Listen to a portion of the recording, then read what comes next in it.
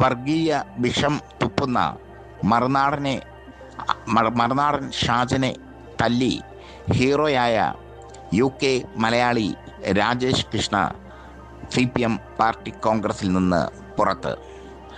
Party കോൺഗ്രസിൽ പ്രതിനിധിയായി പങ്കെടുക്കാൻ എത്തിയതായിരുന്നു രാജേഷ് കൃഷ്ണ. പക്ഷേ അദ്ദേഹത്തെ പ്രതിനിധി സമ്മേളനത്തിൽ നിന്ന്, അല്ലെങ്കിൽ പ്രതിനിധികളുടെ ലിസ്റ്റിൽ നിന്ന് ഒഴിവാക്കി CPM കേന്ദ്ര കമ്മിറ്റി അംഗം EP ജയരാജൻ്റെ നിർദ്ദേശത്തെ തുടർന്ന് പാർട്ടി കോൺഗ്രസിൻ്റെ സംഘടനാ ചുമതലയുള്ള MA ബേബിയാണ് രാജേഷ് കൃഷ്ണയെ പുറത്താക്കിയത്. രാജേഷ് കൃഷ്ണയെ പുറത്താക്കിയ സംഭവം ഇപ്പോൾ ചാനലുകൾ ആഘോഷിക്കുകയാണ്. CPM സംസ്ഥാന സെക്രട്ടറി ഗോവിന്ദൻ മാസ്റ്ററുമായി അടുത്ത ബന്ധം പുലർത്തുന്ന UK വ്യവസായിയാണ് രാജേഷ് കൃഷ്ണ. മുമ്പ് അദ്ദേഹം SFIയുടെ ഏരിയ സെക്രട്ടറിയായി പ്രവർത്തിച്ചിട്ടുണ്ട്. രാജേഷ് കൃഷ്ണ മെയിൻ സ്ട്രീമിൽ എത്തുന്നത് PV അൻവറും ഷാജനും തമ്മിലുള്ള സൈബർ യുദ്ധം പൊടിപൊടിക്കെ മറുനാടൻ ഷാജനെ UK എയർപോർട്ടിൽ വെച്ച് അടിച്ചതോട് കൂടിയാണ്. അടി കിട്ടിയിട്ടില്ല എന്ന് ഷാജനും അടി കൊടുത്തു എന്ന് രാജേഷ് കൃഷ്ണയും പറഞ്ഞുകൊണ്ട് രംഗത്തെത്തി, അവകാശപ്പെട്ടുകൊണ്ട് രംഗത്തെത്തി. അന്ന് മറുനാടൻ ഷാജൻ ആകെ നാറി. മറുനാടൻ ഷാജന് അടി കിട്ടിയത് വാർത്തയായി സൈബർ ഇടങ്ങൾ ആഘോഷിച്ചു. അതോടെയാണ് രാജേഷ് കൃഷ്ണ ഹീറോയായി മാറിയത്.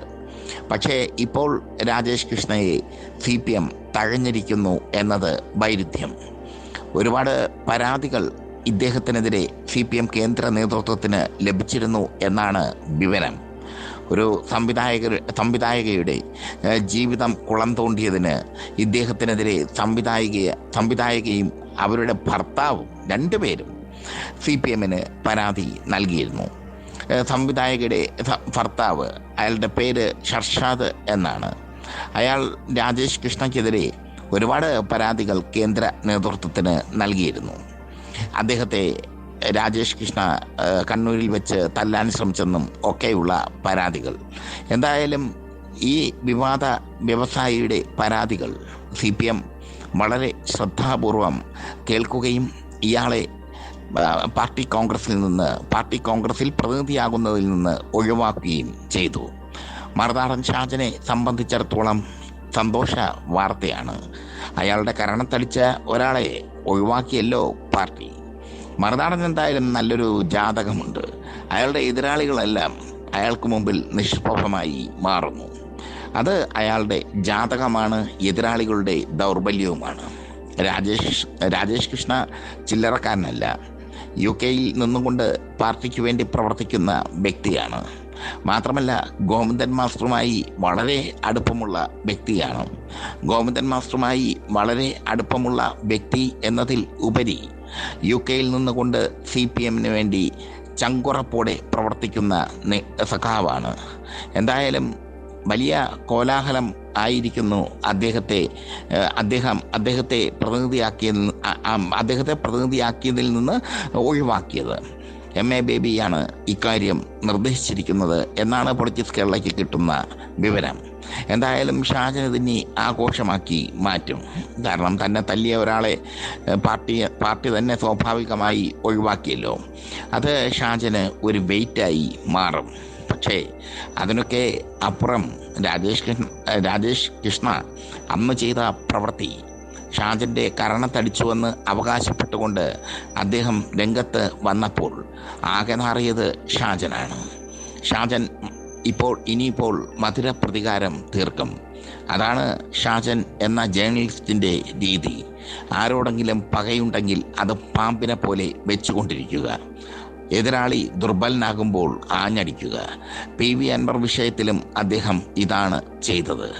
PV അൻവർ CPMൽ നിന്ന് പുറത്തു പോയപ്പോൾ ഏറ്റവും കൂടുതൽ ആഹ്ലാദിച്ചത് കോൺഗ്രസ്സുകാരല്ല, മറുനാടൻ മലയാളി ഉടമ ഷാജൻ സ്കറിയ തന്നെയാണ്.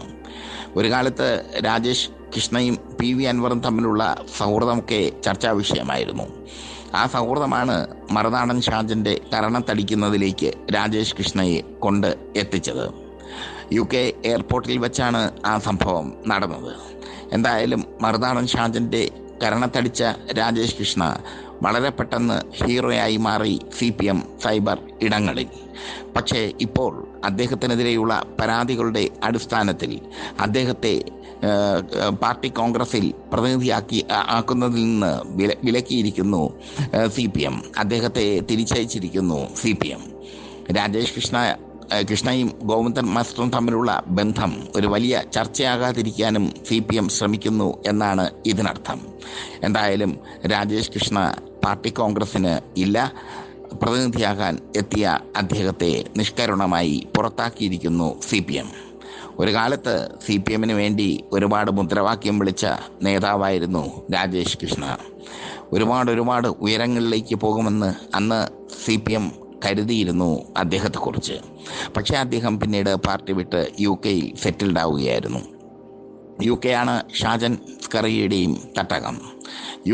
UK നിന്ന് പല വിധത്തിലുള്ള ബന്ധങ്ങളും അദ്ദേഹം ഉണ്ടാക്കിയിട്ടുണ്ട്. അതുകൊണ്ട് തന്നെ UK ഷാജൻ സ്കറിയെ സംബന്ധിച്ചിടത്തോളം പ്രധാനപ്പെട്ട സ്ഥലിയാണ്. രാജേഷ് കൃഷ്ണ UKയിലെ സഖാക്കളെ കോർത്തിണക്കുന്ന കണ്ണിയാണ്. UKയിലെ സഖാക്കളെ കോർത്തിണക്കിക്കൊണ്ട് അദ്ദേഹം മുന്നോട്ട് പോകുന്നു. എന്തായാലും അതേ രാജേഷ് കൃഷ്ണയെ തന്നെ പ്രതിനിധി സമ്മേളനത്തിൽ നിന്ന് ഒഴിവാക്കിയത് വലിയൊരു ചർച്ചയായി ഇപ്പോൾ ഷാജൻ സ്കറിയയും അയാളെ അനുകൂലിക്കുന്ന സൈബർ ഇടങ്ങളും ചർച്ച ചെയ്യുന്നു. വല്ലാത്ത രീതിയിലാണ്, വല്ലാത്ത ക്രൂരതയിലാണ് അദ്ദേഹത്തെ ഒഴിവാക്കിയത് എന്ന് അദ്ദേഹത്തെ അനുകൂലിക്കുന്നവർ പറയുന്നു.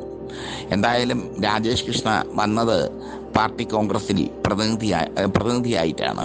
പക്ഷേ ആവാൻ പോലും അദ്ദേഹത്തെ സമ്മതിച്ചില്ല CPM. പാർട്ടി കോൺഗ്രസ് പുരോഗമിക്കുമ്പോൾ രാജേഷ് കൃഷ്ണയെ പോലെയുള്ള വിദേശത്തുള്ള സഖാക്കളെ മറന്നു പോകുന്നു CPM. അവരെയൊന്നും ചേർത്ത് നിർത്താൻ തയ്യാറാകുന്നില്ല CPM എന്നതും ശ്രദ്ധേയം. ഗോവിന്ദൻ മാസ്റ്ററുടെ വലങ്കയ്യായ രാജേഷ് കൃഷ്ണയെ CPM പ്രതിനിധി സമ്മേളനത്തിൽ നിന്ന് ഒഴിവാക്കിയതോടുകൂടി യുദ്ധം ജയിച്ചിരിക്കുന്നത് മറുനാടൻ ഷാജനാണ്.